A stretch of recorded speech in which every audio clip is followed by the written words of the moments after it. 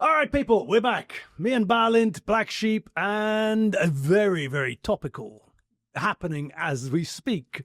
France falling apart as we speak. No, okay. France and the IMF. The IMF and France. It will be a dirty tango. It will be. The beautiful thing is that, well, no, beautiful. No, that's too revealing. It is beautiful for us. Mutilated, humiliated, and I don't know, pushed and trampled into the earth innumerous times by those bastards, let's call them this way. For us, it is a great pleasure to see them falling apart. It is. But I mean, this is quite astonishing. Okay, now I know that I, for one, would be very, very happy to criticize Macron for being a complete lame duck, which he is. Which he is. Fine. But I mean, here, if we actually look at it and if we try to be objective, then we can see that the problem actually goes back about half a century. And the fact that this has been repeated economic stupidity or political cowardice on the part of the French, saying, oh no, let's not deal with that because it's politically, it's a bit of a hot potato. We'll just push it down the road. And we now have a debt situation in France, which has, I mean, they've got they're completely screwed. Yeah, they're spiraled out of control completely. Yeah. I mean, they're up there. Their debt ratio to GDP is something is approaching, and they say it will land at about 118%. They've got other problems with the fact that the European Union and the Eurozone say that they're meant to maintain a debt level of 3%. They're at 6% now. So even before we get to this point, where the French government essentially has, for the third time in a year, fallen apart with essentially it's done nothing but fall apart. But even before we got there, France was in such economic trouble that they were having to deliver 6 monthly reports to the European Commission, laying down what they're going to do in order to reduce their debt from 6% to 3% by 2029. And so I say, well, fine. But that's also connected to the fact that 2028 will see the start of the negotiations for the next 7-year budget.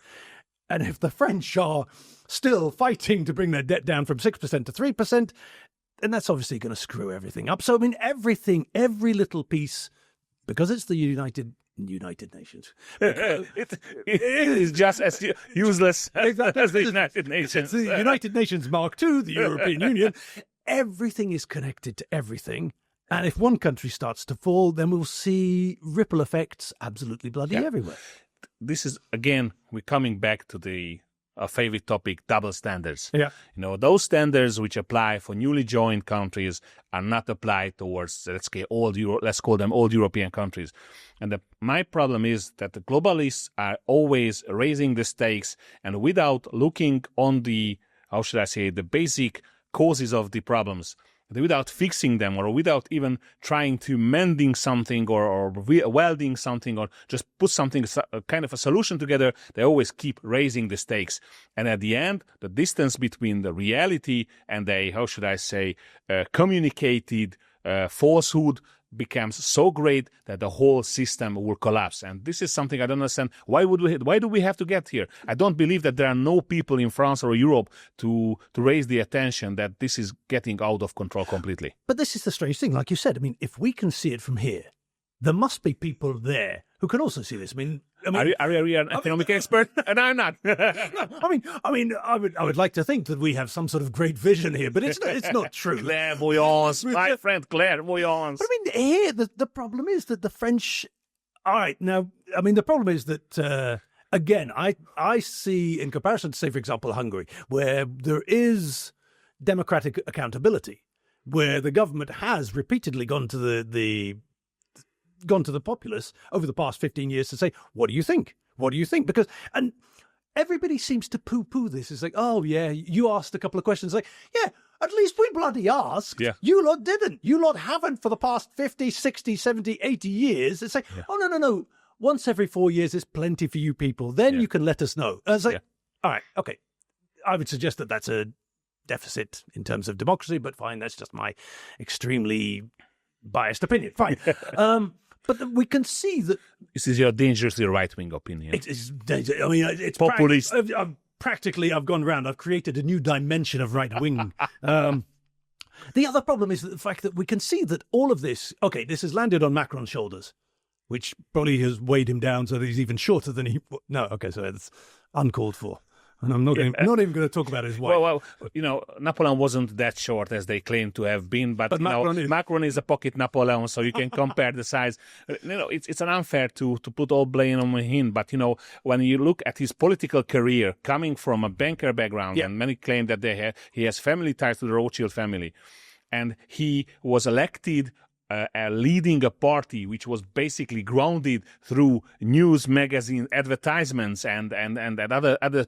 So basically, he had no party behind him. No. Just like, Bon Jovi. Exactly. Bon Jovi had no band. He had a song. I think it was Runaway, but he had no band, and he had to scrape together for the first live concert. And Macron does the same, but, that's a rock group, and this is a country. Exactly. And the problem is that Macron came in, he said, okay, I'm going to be technocratic, I'm going to be a techno... He promised lots. He said that he was going to reduce the debt. He was going to make, essentially, French government more efficient. He hasn't. Yeah. I mean, at the end of the day... He didn't deliver on any of his promises. He's now lost his third prime minister within a year. Typically, he said there won't be snap elections, because obviously that would mean that the end of his rule. Exactly. But at the same time, he said, I'll nominate a new prime minister in 2 or 3 days. It's like, who? Who in their right mind? Yeah. Or how much money is there in the French bank still? They say, okay, Balint, will you take the job? I say, you're only going to be there for 6 months at most. Yeah. Okay, for this amount of money, yes, I will. Thank you very much. And then I will retire to Tahiti. We've seen this in 2008. Remember that? Yep. We've seen that when people at the time ruling Socialist Party were throwing the candidate for minister president like hot potato. Yep. And they were candidates who were nominated in the press, and they said, "Oh no, I'm not. I'm refusing, and I wasn't even asked." Exactly. And stuff like that. So this is a caricature. This is a tragedy of a democracy. It is. I mean, if he is truly a Democrat, why don't he see that he has hit a wall? I don't know, because the strange thing is that the interesting thing I find is that if we go back to 2008, 2009, and we had the crisis with the financial crisis, which led to Greece essentially being bought by the Germans, and the Greeks were naturally quite upset. Okay, fine. And the Greeks pointed out at the time, which was also obviously a bit of a touchy subject. They said if Germany had paid them the reparations which were owed after the Second World War, then the Greeks would owe not one single drachma. So, okay, that's another thing. But the interesting thing was that the Germans were very scared of the publicity which surrounded them going to Greece to help restructure their finances. And the German negotiator never went anywhere without 2 armed bodyguards. So so obviously the Greeks made it quite clear that they weren't happy about it. The French, on the other hand, with that certain French je ne sais quoi arrogance, went in and put the boot in brutally. And the French lectured, and the French were arrogant, and the French told the Greeks, you should be doing this. Huh, why don't you do it like us? And so now the Greeks are saying, okay, let's sharpen the knives, because France is now in exactly the same position. France is actually in a worse position than Italy. Italy has sorted itself out of the past few years. Meloni has been prime minister for 3 years. She's coming up to, she's second longest for the past few years. I think Berlusconi was the longest in recent history. Yeah. But we were used to sort of like Italian policies with a revolving door. Yeah. One prime minister who is it? You can't keep control. Well, there was a guy who was called almost like Messi. Or there he was Rossi, I know. But exactly, but I was trying to remember the names that were coming and going. Exactly. And it was impossible. Now France is actually complaining to Italy because Italy have instituted new tax laws for foreigners aimed, it has to be said, directly at French people, the French rich, saying, well, if you come over here, you're going to pay less tax. So all these French people with money, and they're saying, oh, you know what? We're going to move over there. The French prime minister actually complained at governmental level, saying that this isn't fair. You're poaching our rich people. At which point Meloni said, look, yeah, sort of. But the beautiful thing is... Next question. Exactly.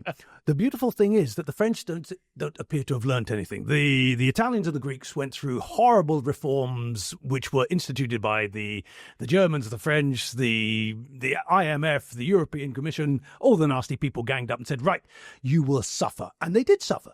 Politically, they suffered very, very badly. There were governments that fell. Socially. Exactly. Socially, the pensioners suffered. Okay, the Greek pension system, I must admit, was a bit strange. I remember seeing a list of those who were entitled to early retirement. And it's like, fine, I understand that you have people who do sort of like heavy, strenuous physical work, miners. They said, well, fine, if a miner seeks early retirement, yes, He's spent all his life underground breathing coal dust. He's probably going to die by the end of the week. Okay, let him retire early. But the Greek list involved such things as hairdressers. It's like, that's a stressful work. The stress. Oh my God, I had to perm someone's hair this morning. And the other one, which I've never understood, trombone players. It's like, I wasn't aware that there was huge amounts of stress in playing the trombone. You know how physically demanding it is? I know a guy who was a trombone player. You know what circular breathing is? You're exhaling while you're inhaling. So you're saying that this is justified? It is justified. And you know, I knew a hairdresser, a lady, who had serious back issues. I mean, with her spine, because she had to stand all day long.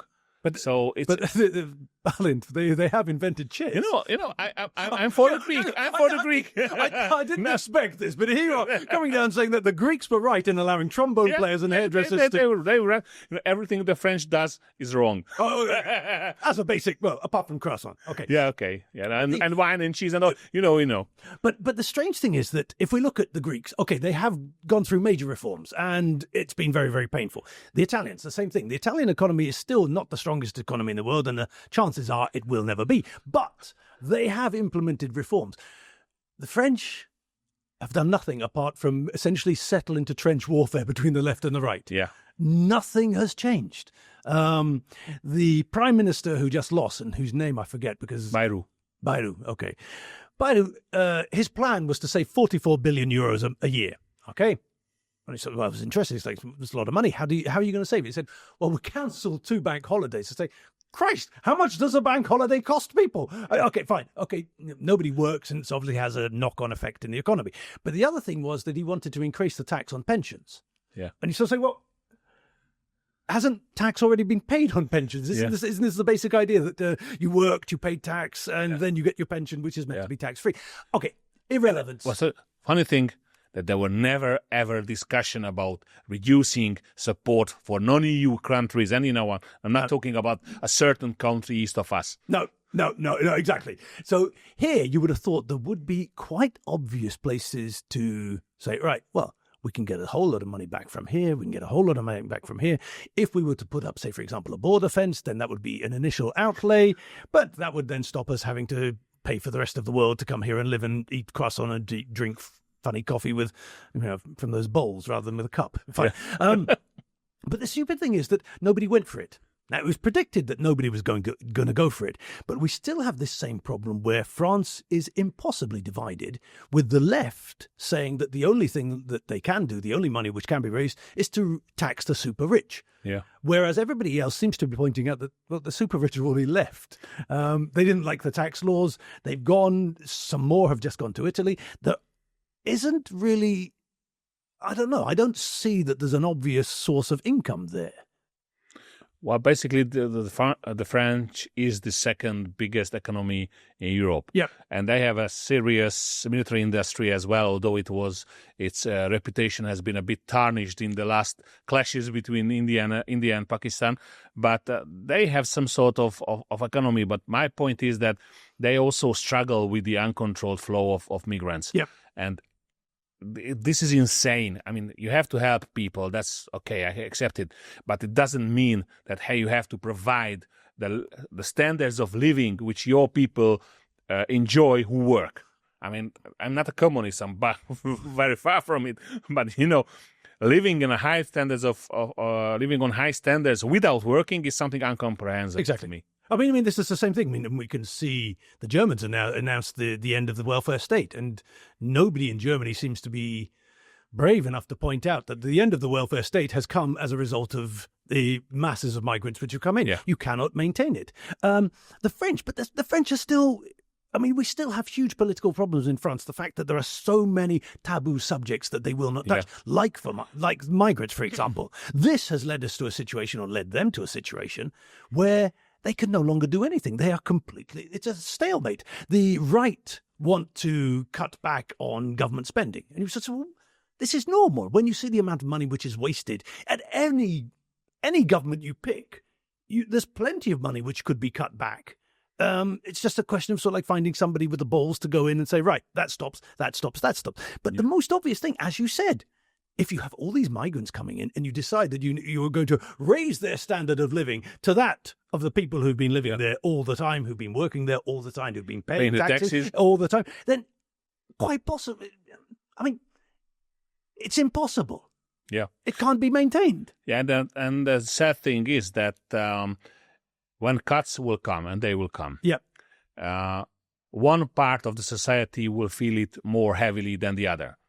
And the question is, and I have a hunch that it's not going to be the migrant part, no, is that they will be the taxpayers. But sooner or later, the French will revolt. You know, the country with the most revolutions in Europe is not Hungary, not France.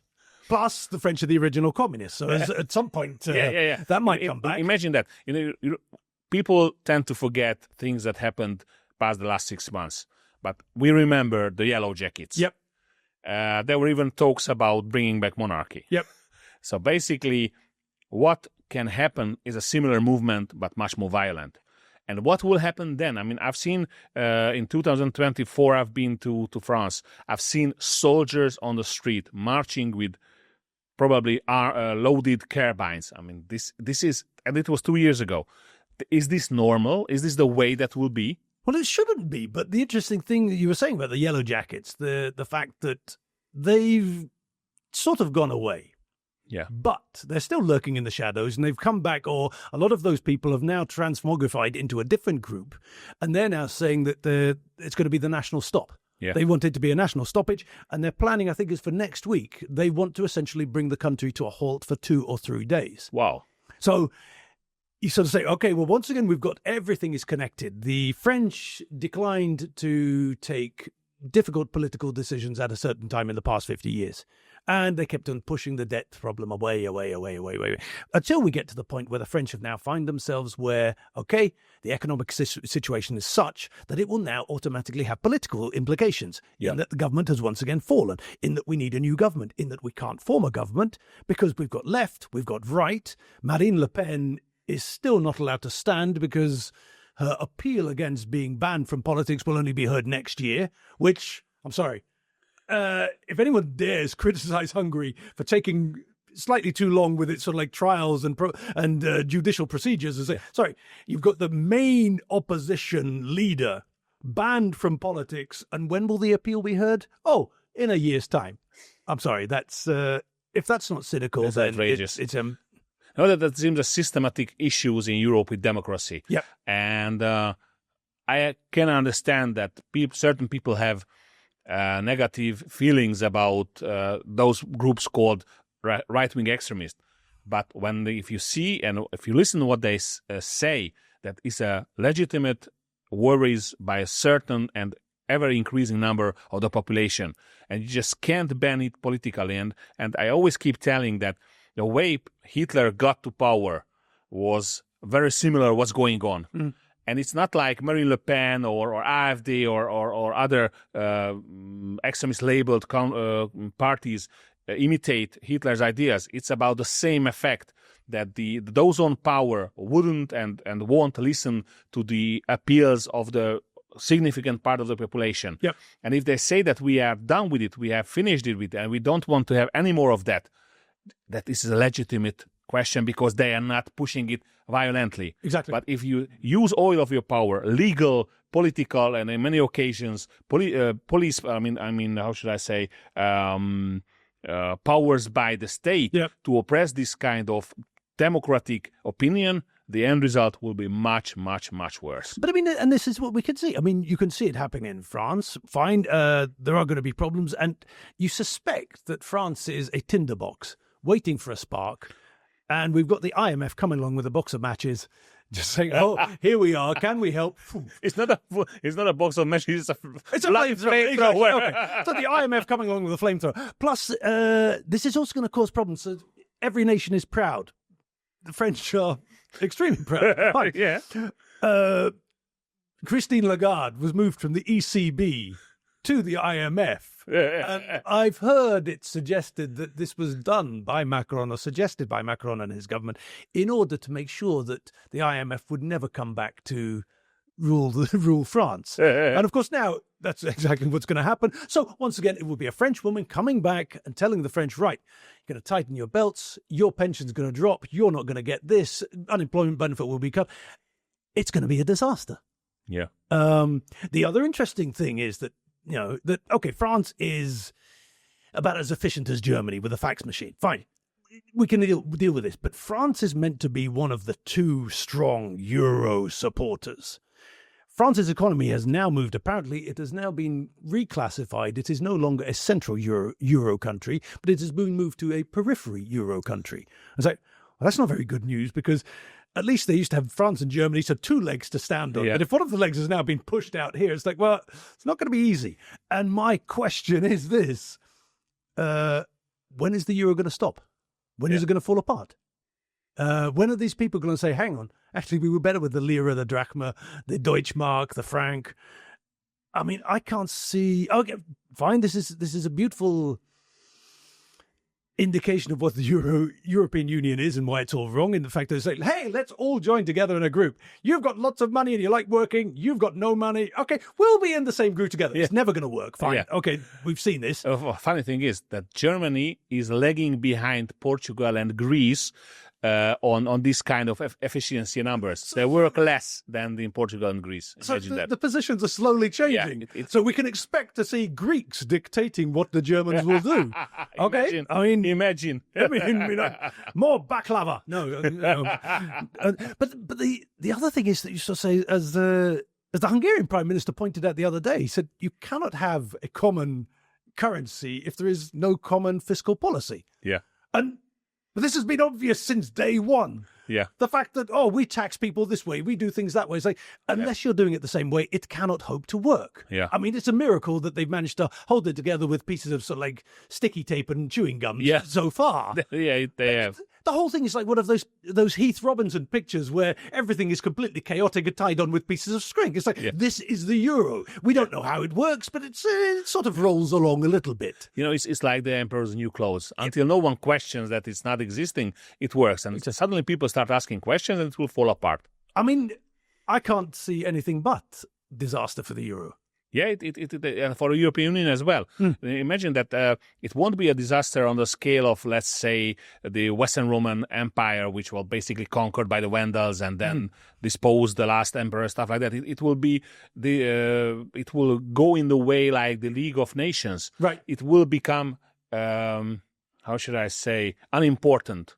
And useless over the time, and then just we have on that, like a newspaper, use the I almost said toilet paper, but not toilet paper. Use magazine in the corner, and it will be good for something. I mean, we know it's there, but nobody uses it, so it will be like that soon. I believe it'll be soon. All right. But I mean, if you're saying that, and I fully agree with you anyway, but we still have the United Nations. Yeah. And arguably, okay, people pay less and less attention to it. We still have the International Criminal Court, which is a complete irrelevance. Which is a joke in itself. We still have the World Health Organization, which people say, fine. I mean, we have all these supranational bodies that do nothing, produce nothing, employ far too many people. Yeah. For outrageous wages. Exactly. But I mean, okay, so we see, essentially, we are now predicting, clairvoyant hats on, we are now predicting the end of the European Union. Well, it's unfortunately, it doesn't have to be clairvoyance. No, it's putting one and one together. Yeah. It completely shocks me that people aren't even willing to consider that things will not evolve the way they want. And in this case, if you look at France, if you look at Germany, if you look at Italy, and imagine Italy has the most right-wing government imaginable in Italy. What happens if it fails? I don't want to think about that.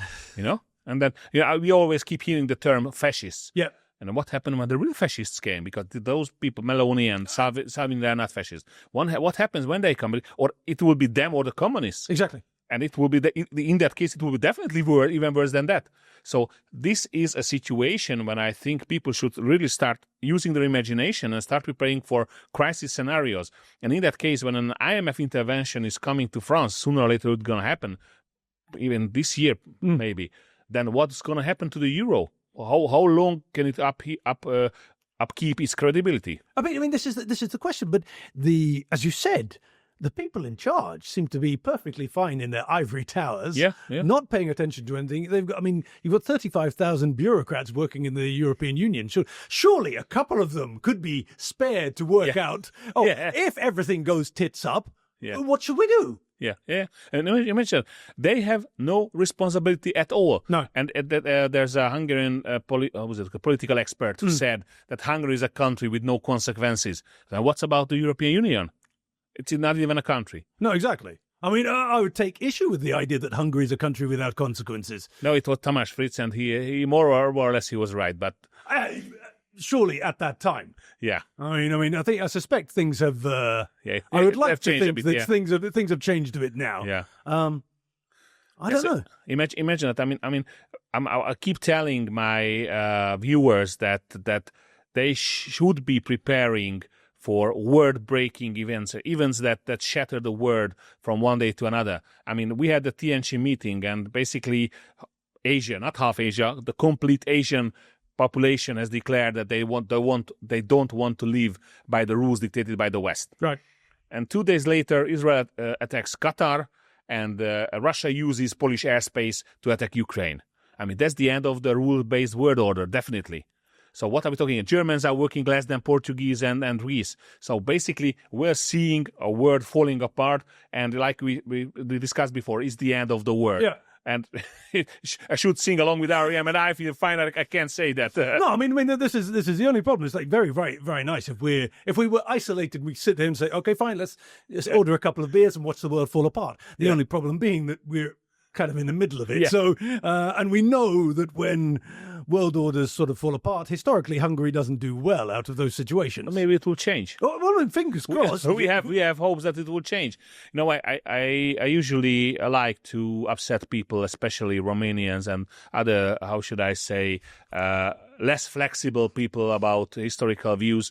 About Greater Romania was created on the collapse of a certain world order. Now the other world order is collapsing. What are your plans? They don't really like this question. Fair enough. So, have we talked about everything? Well, politically, yeah. One thing that IMF is seen by many as a sort of a savior, a sort of a player who helps when need arises. But IMF is not like that. No. IMF is about bringing very strict austerity, bringing very strict measures on spending, which will hurt not everybody, of course, but the everyday people. But the other problem is that if the IMF come in, and I can't see them not coming in. All right, fine, because it's France, because it's close to the euro, because it's such an important European Union country. They have suggested that it will be a troika again, so it'll be the IMF, the European Central Bank, and the European Commission who will come in to dictate what will. And you sort of say, well, European Commission wants its place at the table to be able to tell France what you're going to do. That will lead. Now, France is already starting to move in the direction of anti-EU. And oh my God. I still have some euros at home. Time to change. Sell them before you have to burn them, Bali. There was pictures about Hungary and also Germany after the First World War when they were hyperinflation. Yeah, hyperinflation. That was just. You went out for a coffee. You needed 4 wheelbarrows for. Please.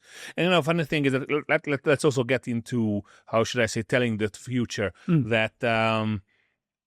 I don't think they will bring back the German mark or the French franc in the first place. Right. They will issue some quasi money, something like similar to it, but they won't admit that they have failed. Okay. They will try everything in their power. During the French Revolution when franc went into the free fall, yeah. They had a thing called assignata, which was basically a replacement for money, and they also had a value which was also free falling after a certain time. And this will happen. And after that, the replacement euro will fall, then the national currencies will come back. So it's not going to be a case of them standing up, putting their hands up, saying, "No, we failed. No. We would like to reintroduce the drachma. We recommend the reintroduction of the lira, the franc, the..." No. Globalists are like communists, and those are people with world-bettering ideas, but usually they not better the word, but better the word, and they won't say they were wrong. They'll try to steal away the thing they can. They have a Hungarian writer called Márai Sándor who had a very good saying about the communists who, when they see that they have everything is lost, they will try to drag everything with themselves and try to fetch everything they can to provide themselves a good living. So they will do the same thing. Yeah. So as the country is falling apart, they will be the ones rushing in, looting the shelves, and moving. Yeah, and this is not clairvoyance. No, this is historical experience. We've seen it before. It's coming again. Yeah.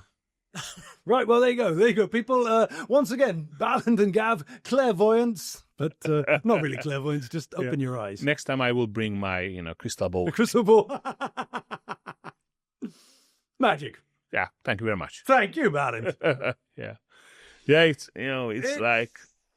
Is there a saying, forra hányni a borsót, how do you say it in English? Oh, I mean, the modern one would be, I don't know. I mean, the modern one, the one I like best, is when you're expressed. It's a slightly different idea because there's to throw your bollocks at the clock, which is just like, for fuck's sake. Yeah.